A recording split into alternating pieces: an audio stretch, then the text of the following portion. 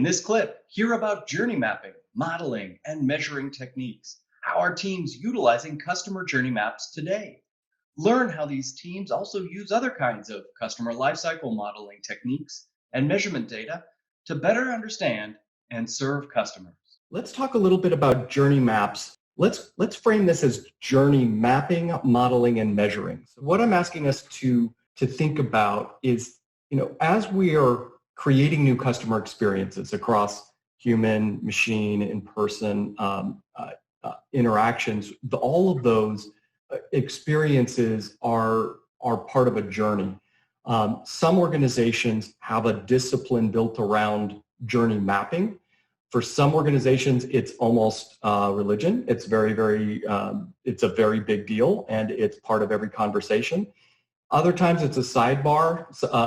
It's a journey map is created and put on the shelf.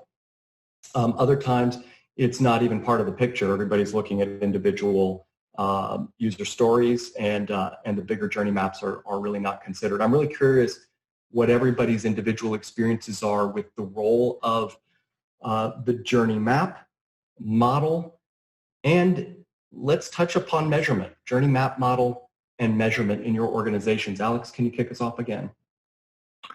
Yeah, so we definitely are one of those organizations that focus on the journey mapping. So we do journey mapping on different levels. As you say, there are some journeys that are more product-focused, more vertical, where my team, for example, is not engaged or being involved too much. But we believe that there is a value in having this high-level, holistic journey mapping view, because we want to be customer-centric, and customers don't see multiple channels or don't see multiple journeys. They just see the touch points, and they expect them to receive the most relevant content and for them, at their stage of the buying journey. So we are fortunate enough to have a very good analytics team and data science team who helped us to create a framework that we call universal moments that matter. And it's a data-driven model that identify the key actions and key interactions and moments for our customers, not every interaction, just the most important one that correlate the most with our success metric. That could be a booking or could be a registration, depending really on what we mean for success in that specific journey. And so we start from the audience analytics, we identify those moments, and then we map content, or we create content, depending if there are any gaps, to these buying stages. And then we start building rules and personalized content based on a segmentation of our audiences. So there are moments like, I'm a CIO and I just been promoted. That's a very important moment, both on a personal and professional level.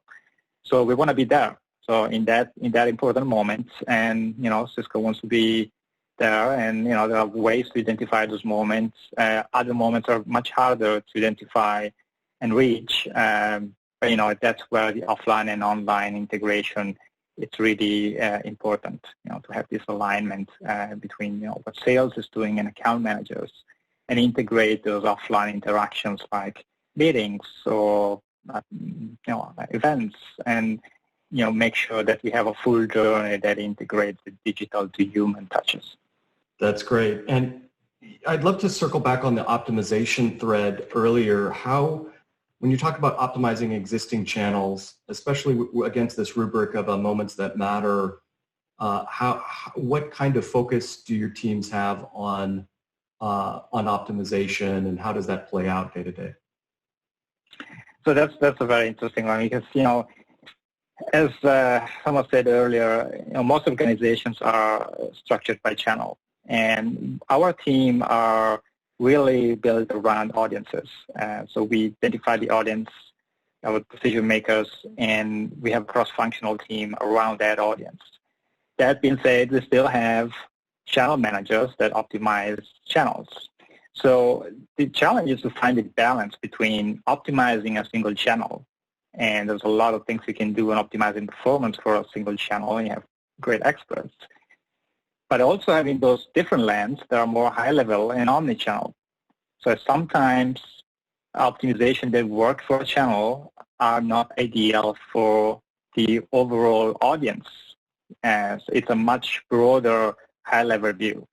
So we work very closely with the channel managers to make sure that they get visibility of what our audience is doing across all channels and not only the single channel.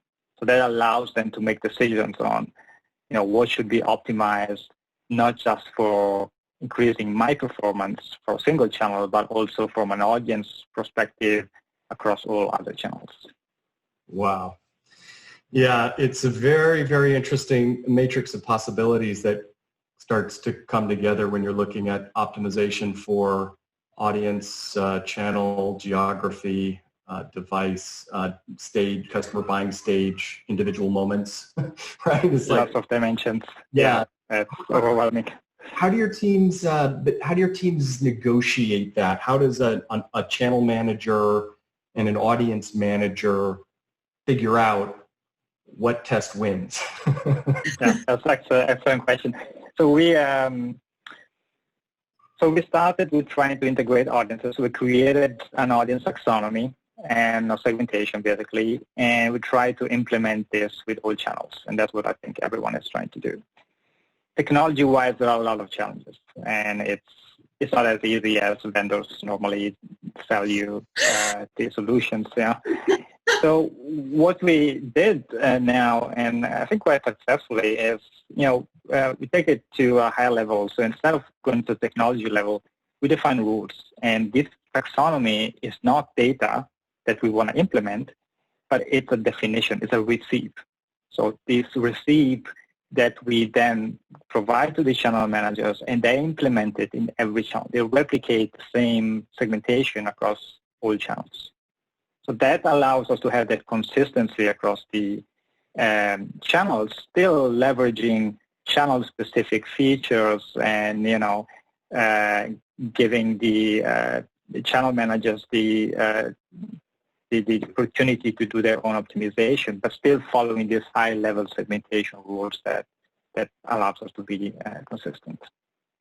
Very helpful. Yeah, audience taxonomy, it's interesting. We've seen different versions of this. In a lot of organizations, this is trending toward intent taxonomies. Yeah, absolutely. Yeah, it's all based on intent. And SEO is a really, really important part of it. So we have a SEO specialist that provides intent modeling inputs, and that's where we take so using Bright Edge as a tool, and that's where we take most of our intent signals, which we use for then the audience taxonomy.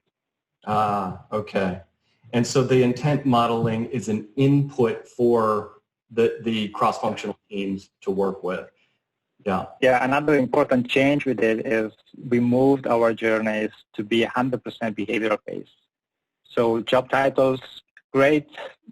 We use it as a data point, but it's secondary. So the number one input is the intent and the topic of interest and the behavior.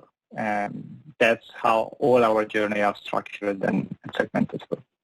That makes so much more sense. Back in the day, it was all persona based, and you kind of create the picture of the person and their history, and you knew about their dog, and it was so divorced from actionable. Yeah. Like, how do you optimize an individual moment? Yeah. Can I just jump in to the defense of personas there? Yeah.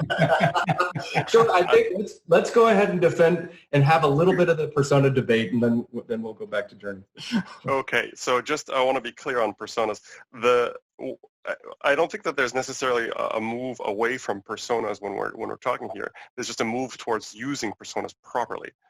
On the conference podcast I talked to Gina Ballerin from Verbalistics, who is really excellent in this area. And she's talking about how the persona, like the demographics, like job title, education, background, wealth, all that stuff, the demographics are not doing what the persona is supposed to do, which is describing a person and their motivations and how they're approaching the task at hand. So the typical persona is a bad persona. It's just a bunch of demographic stats next to a stock photo image of somebody. Whereas what the persona is really about is a buying style and intents, goals, and how they would go about achieving those goals. To listen in on the full roundtable conversation and others, plus get access to more exclusive insight about omnichannel customer experiences, join the Content Order for free at simpleA.com.